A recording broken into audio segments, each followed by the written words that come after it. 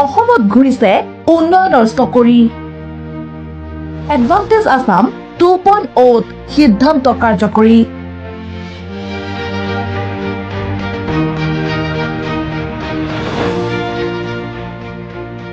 বিশ্ব প্ৰকল্পৰ হল আৰম্ভণি।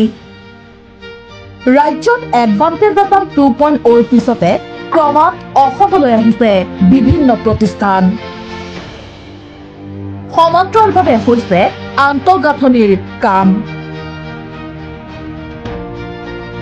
দেওবাৰে 20টা প্ৰকল্প বিনিয়োগৰ চুক্তিপত্ৰৰ বিনিময় কৰা হয় শংকৰদেৱ কলাক্ষেত্ৰত।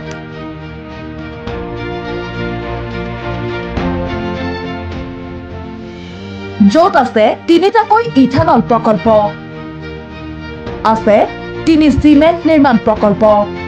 অসমত প্ৰথমটো পাম্প ষ্টৰেজৰ বাবে নেপকোৰ সৈতে বণ্ডিং চুক্তি স্বাক্ষৰ। এই বছৰ অসমত সম্ভৱ হ'ব 1.5 লাখ কোটি টকা বিনিয়োগ।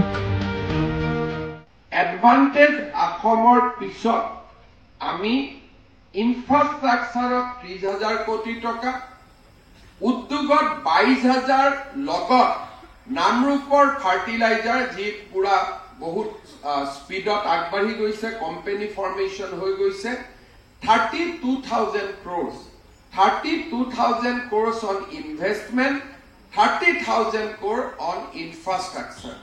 আমি এডভান্টেজ অসমৰ সংকল্পক আমি বাস্তৱত ৰূপায়ণ কৰিছো। ইফালে আমোলক সকলো প্ৰকাৰে সহায় কৰাৰ প্ৰতিশ্ৰুতি মুখ্যমন্ত্ৰী ডক্টৰ হিমন্ত বিশ্ব শৰ্মাৰ। আমোলে কামৰূপৰ লগতে বিশ্বনাথত স্থাপন কৰিব প্ৰকল্প।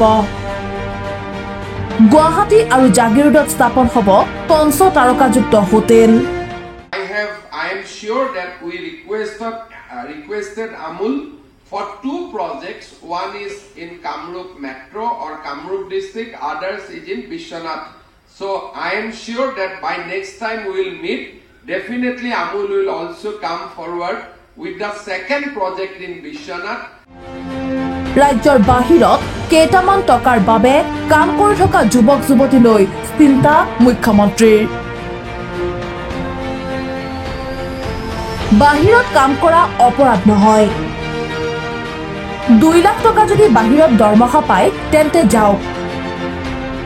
8,000 টকাৰ বাবে কিয় ৰাজ্যৰ বাহিৰত যাব লাগে? অসমত উদ্যোগ আহিব বিচৰা নাছিল বাবে এনে হৈছিল, কিন্তু শেহতীয়া 2টা বছৰত ছবিখন সলনি হৈছে। আৰু যদি 2-3টা বছৰ কাম কৰিব পাৰো তেন্তে নতুন অসম নিৰ্মাণ হ'ব।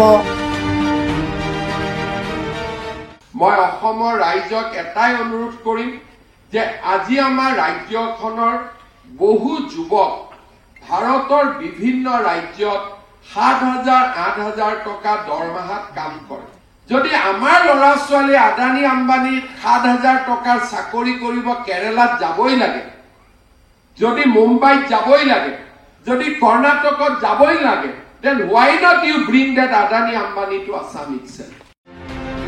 সকলোৰে এতিয়া আশা এডভান্টেজ আছাম 2.0 সলনি কৰক ৰাজ্যৰ অৰ্থনৈতিক ব্যৱস্থা। ভিডিঅ' জাৰ্নেলিষ্ট ধনজিত ৰয়ৰ সহযোগত ৰাজু কলিতাৰ ৰিপৰ্ট, প্ৰথম খবৰ।